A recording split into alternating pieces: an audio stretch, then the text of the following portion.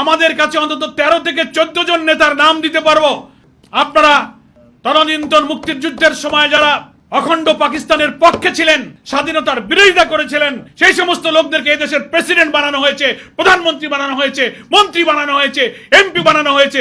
যারা কথা বলছেন তাদের পরিবারের লোকেরাও স্বাধীনতার বিরোধিতা করেছে। জামাত ইসলামকে আপনি গালি দেবেন, তো আপনি আয়নায় নিজের চেহারাটা দেখেন না যে আমি কে, আমার অরিজিন কি।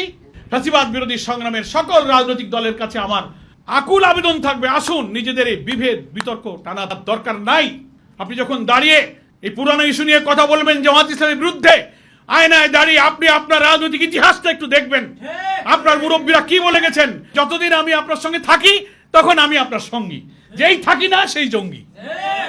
এই স্লোগানটা ভুলে যান। এখন আর এই 54 বছর পরে এই নতুন নিউ জেনারেশন আপনার এই ভাঙা রেকর্ড বাজালে এই গান আর এই জাতি শোনে না। এটা মানুষ আর খায় না।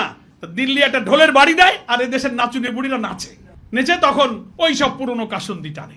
এই মানবতা বিরোধী অপরাধ যারা করেছে, হাজার হাজার লোককে যারা খুন করেছে, মৃত লাশ আগুনে পুড়িয়ে যারা ছাই করেছে, হেলিকপ্টার থেকে শিশুকে যারা হত্যা করেছে, এই ইতিহাসের বর্বরতম খুনিদেরকে ট্রাইব্যুনালে যে মামলা হয়েছে, বিচার শুরু হয়েছে, এই বিচার দৃশ্যমান হওয়া চাই।